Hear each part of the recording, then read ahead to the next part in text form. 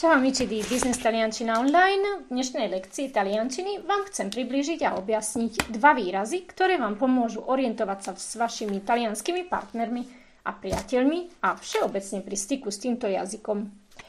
3 spôsoby, ako sa opýtať niekoho, čo robí, akú má prácu alebo profesiu po taliansky. V spoločenských vzťahoch, a teda pri rozhovoroch s ľuďmi, ktorých zatiaľ nepoznáme alebo poznáme málo, ale nielen vtedy, sa často naša debata obráti na témy, v ktorých sa dozvedáme základné informácie o ľuďoch, s ktorými sme v kontakte. Je teda úplne prirodzené ocitnúť sa v situácii, kedy musíme odpovedať na otázky ako čo robíš, čo sa ti páči a čo ťa zaujíma a tak ďalej. Je teda dobre vedieť, s akými odpovediami, ale aj otázkami sa môžeme v takejto situácii stretnúť, aby sme si ich mohli v konečnom dôsledku aj osvojiť. Poďme sa teda spolu pozrieť, ako sa môžeme orientovať v taliančine v tejto situácii. Ponúkam ti preto 3 spôsoby, ako sa niekoho opýtať na jeho prácu. Zároveň si povieme aj, ako odpovieme na túto otázku. Prvá situácia, prvý spôsob, ako sa opýtať niekoho, akú robíš prácu, je che lavoro fai? Čo robíš? Aká je tvoja práca, tvoje zamestnanie? Čiže použijeme slovo lavoro, ktoré je podstatné meno a ktoré pochádza, teda je odvodené od slovesa lavorare, čo znamená pracovať, čiže che lavoro fai?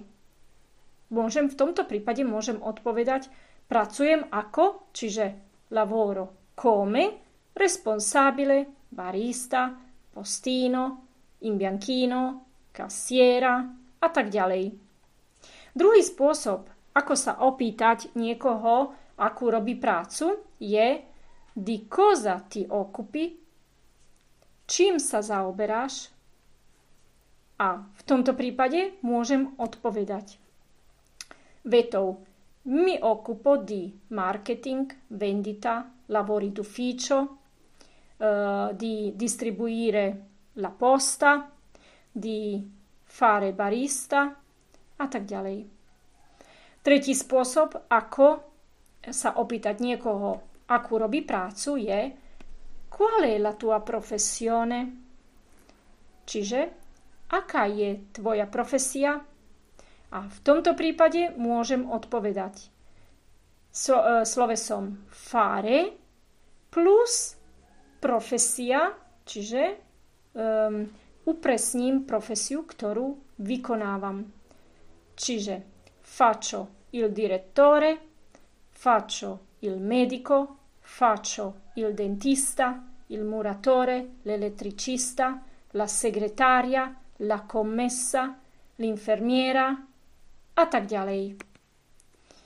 Takže toto boli 3 spôsoby, ako sa opýtať niekoho, akú robí prácu, alebo v inom prípade nám môže ujasniť, keď sa nás niekto opýta nejakým iným spôsobom, akú prácu robíme a my, aby sme mu vedeli adekvátne odpovedať.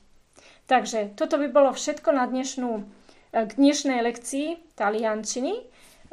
Dúfam, že ťa táto mini lekcia taliančiny obohatila a potešila. Ak si myslíš, že tieto informácie môžu pomôcť aj niekomu inému, môžeš ich zdieľať. Daj mi vedieť v komentároch, či sa ti táto lekcia páčila, či ťa zaujíma nejaká iná téma, čo sa týka talianskeho jazyka. Rada ti odpoviem a budem ti vďačná za tvoj námet na ďalšie lekcie. Ja sa s tebou lúčim, ďakujem že za tvoju priazeň, ďakujem za to, že ma sleduješ a vidíme sa na budúce. Tak, čau e a presto, Ivana.